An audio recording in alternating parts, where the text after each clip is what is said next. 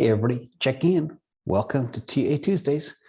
We're going to talk about astrology and TA. So let's, as usual, not waste any time and jump right in. So today we're going to talk about technical analysis and astrology, the impact of the stars and the moon. And also we're going to go deep into some crypto charts. We're going to talk about Bitcoin, Ethereum, Solana, and a whole bunch more, Cardano, and all my favorites. So math, money, freedom, you guys know the drill. And none of this is investment advice. So first of all, let's talk about the day. It is a pink day, but very, very volatile. We had $1,000, $2,000 swings in Bitcoin in very short orders. And it looks like it's going weak again right now, but we'll look at the charts live in a second. A couple of big standouts here, though, are Avalanche, Cello again, like yesterday, and Elrond, all green, and Theta over here as well, a little bit of green. And you got some fire sales on things like Polkadot, Solana, Ethereum, way under 3,000. And Bitcoin was down to 40,500 again. We'll talk about those levels and see how important they are. So the question is, for you all, is financial astrology a thing? A little background with me. About 30 years ago, I worked with a team of actuaries, and one of them was Greek and a huge believer in astrology. And the type of stuff that this person could predict was mind-blowing. So I became a believer. So I'm not the only one too. Many people believe in astrology. If you look at this here, you know, a lot of people believe the moon drives Bitcoin price, which of course is a bit of a stretch, but who knows? Anyway, the point of this is to talk a little bit about the patterns, mathematical patterns I see in the markets. So we are walking into what's called the Autumnal Equinox. Basically, normally it falls on the 23rd of September every year, but this year it's falling on the 22nd. And this is basically the fall in the US. They call it autumn in Europe, but basically the beginning of the fall or autumn season. And what does that mean for the markets? Well, I analyzed the last 11 years for the S&P 500, and it was ugly. Everywhere you see a little magnet shape here is basically September, within 2 weeks of September 23rd, red back in 2011, red back in 2012, red back in 2013, red 2014, very red 2015, red for 6 weeks 2016, a little bit of red 2017, a lot of red, big volatile down candle 2018, 2019 a little bit red, not too bad, 2020 nasty, 2021 nasty. So the question is, why is this happening? And I always say September is always sucks, and this is part of the reason why I've watched this pattern for 30 years. And here we are. I just want to share that with you. But what does it mean for your investments? Obviously, stock market got hit. September is historically weak, especially around this 22nd, 23rd timeframe. Let's look at the Bitcoin Autumnal Equinox. So last year, looking at this chart here, you can see the moon periods. And basically from the end of the Autumnal Equinox, after that, we always had a huge pump upwards. So the question is it going to happen that basically from the 1st of October onwards, are we going to move up after a nasty piece of volatility for the balance of September? We shall see, but a lot of people believe so. So here you can see the big upward trend began right at the beginning of October in 2020. And hopefully we are shaping up for something similar in 2021. Now, let's talk about a couple of other things as well that I see in the charts. This is the Bitcoin bull runs, 2013, 2017, and 2020, 2021. You can see every time in every bull run, we had two situations where the RSIs exceeded 90 plus.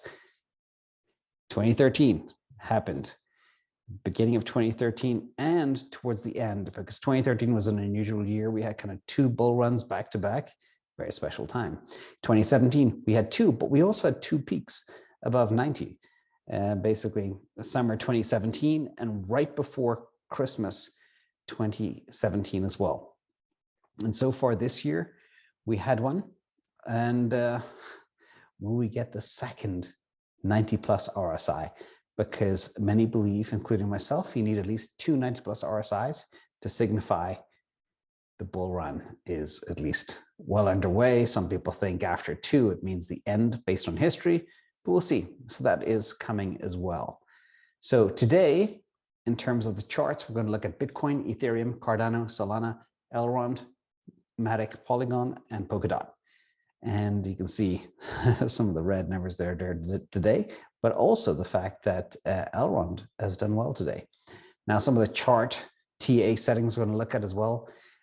These are all the stuff I use every single day. Bollinger Bands, 50, 200-day moving averages, RSIs, a couple of golden crosses are going to be in there. We're going to look at Fibonacci retracements and Elliott impulse waves and Elliott corrective waves and a couple of things too. So that is the agenda. So let's jump into the actual live charts and see what's going on. So let me blow this up. So here we are. And let's jump to the last 3 months and make a few little tweaks. So first of all, I want to point out a couple of things here before we go into where we are. But on this chart, I have a couple of things outlined. One is where I put my support and resistance levels and what I look at to determine when I get in and buy. So yesterday, last night, right after my stream, actually, I picked up some Bitcoin because it was at the level that I like, which is about 40,500. We hit that again today. So let's look at these levels and try to figure out why and what's going on.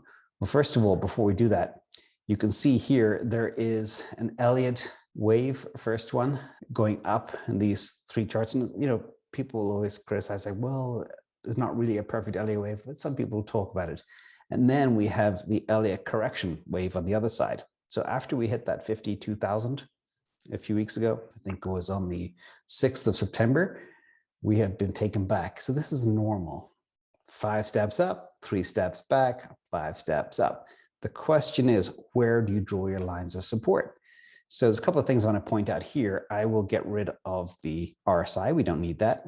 And you'll be able to get a better picture of exactly what I'm looking at. So here we have a couple of lines that are very important. One is my interim support, 40,500. This is where I accumulate. 38K is level 2 support. This is where I buy a little bit more. Level 3, 34K is where I buy a lot. And if we go all the way down, you'll see the back to square one, 29K down here. All of these correspond perfectly to the Fibonacci levels. Basically, it's the 0.786 is 783, 0.618 is level 2, 0.5 is the interim support. And then also on the flip side, we have the resistance. We have 47K resistance up here and 52K resistance, which we just came down from. So the good news is, when we zoom out a little bit, the correction should nearly be over based on the Elliott correction wave. If it holds true, again, this is just TA. It's just one of the tools you have in your tool chest. Do not trade on TA alone, as I always say. Crypto is driven by money flows.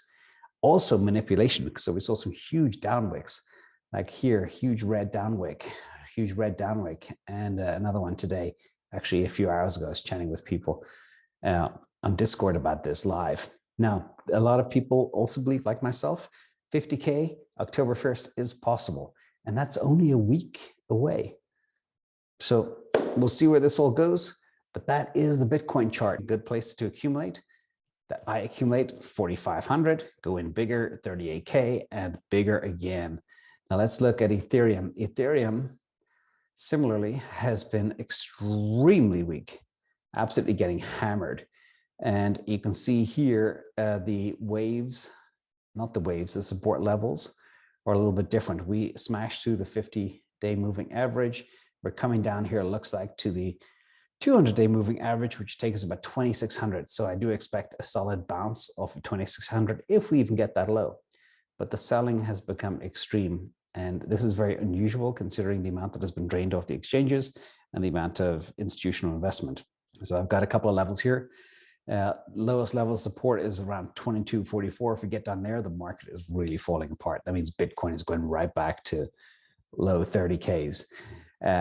Level 2 support is about $2,600, and we are coming up on that real fast right now. We're about $150 away. And then the 2860, the one we just broke through, right now. And on the way back up, whenever it gets there, the level 1 resistance will be about 35.60 and level 2 resistance 4100, very close to the all-time high. And that's kind of what we see for Ethereum. Now, Cardano, similarly, we have also these support levels. There's a couple of interesting things to point out here. First of all, the resistance for Cardano is always about $3.10. That's the 0.086 Fibonacci level. Resistance number 2 is about 260, 0.236 level. Resistance 1 is about 235, the 0.382 level. So we'll see what happens. Right now, it looks like support is at about $2. We're just underneath that. That's the half fib level, the middle level. And as we all know, since Alonso launched, Cardano has been extremely weak, but the whole market has been getting hammered as well. Support number 2 is about, again, $1.80. And support number 3 is about $1.46. I don't see us going beneath $1.46 anytime in the future. So that's a little bit of Cardano. Third one is my favorite. No, I shouldn't say my favorite. I'll get a lot of hate on the internet, but Solana has had an incredible ride up from 20 bucks all the way to 218 and all the way back down again. Again, nothing ever goes straight up. And the chart is kind of a little bit parabolic looking, and that's why it has such violent moves. But there's a couple of interesting things to note here. 136, and it hit this level so many times. If we look at the chart here, 136, 136, 136, 136, and then here 136, 136, 136, 136, and it crashed through that 136 level, which was very strong support.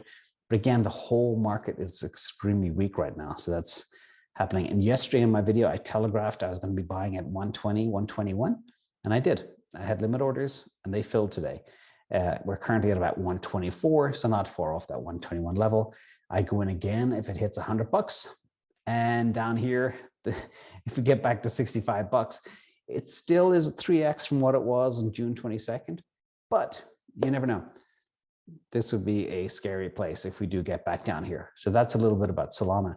And you can see exactly how far it is away from the 50-day moving average and even the 200-day moving average to reflect exactly how much it's run. And that's what it is. Now, the other thing to look at too, which is kind of interesting, is to pull up the Bollinger Band. And I like to buy when we fall outside the Bollinger Band. And here we see it. We are outside the Bollinger Band, which only happens a very, very small fraction of the time.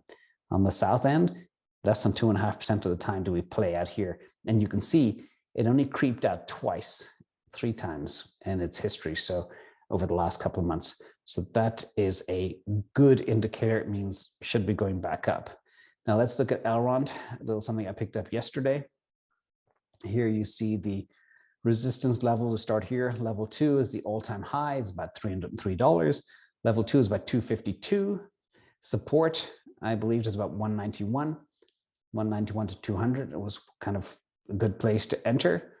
And it actually crashed beneath that yesterday, went down all the way to 173. But today has been very strong, holding up very well, up $14, just at that 200 level. Again, holding close just above that support. And the other key thing to note here is the red line is the 50-day moving average, which is down here. It looks like that nearly hit around the 166, 170 level. That's kind of what it'll probably bounce off because everybody will be buying it at that stage. So that's a little bit of Elrond. Let's look at Matic. This is another one that I like. I think it's desperately undervalued for what it is. And if you look at the long-term chart, it is very oversold. Again, looking at the Bollinger Band, broke through twice here and here, and that's it. It's always been above the Bollinger Band, and that's a positive sign. And resistance level number 1 is about $1.81. Number 2 is $1.51. Support is $1.04. It's a good place to pick Matic up. And it could go down to 88 cents if the market really, really gets weak. That's where you could expect a floor. And that's not far from where we were. I think it was back on the 22nd of June or even lower, like 70 cents. This is, yeah, well, even July, it wicked all the way down to 65 cents. So it's been a volatile one, but it's also had an incredible year and they're doing incredible things too. So you can see longer chart movements, how we go back. The all-time high is up here at around 271. We're trading at $1. So it is a huge percentage off its all-time high.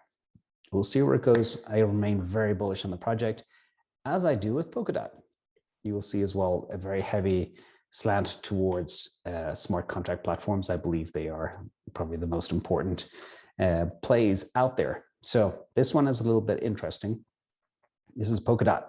As you can see, the chart is also very interesting. A couple of key things to note here. Obviously, it's come a long way since it was at $10 and change.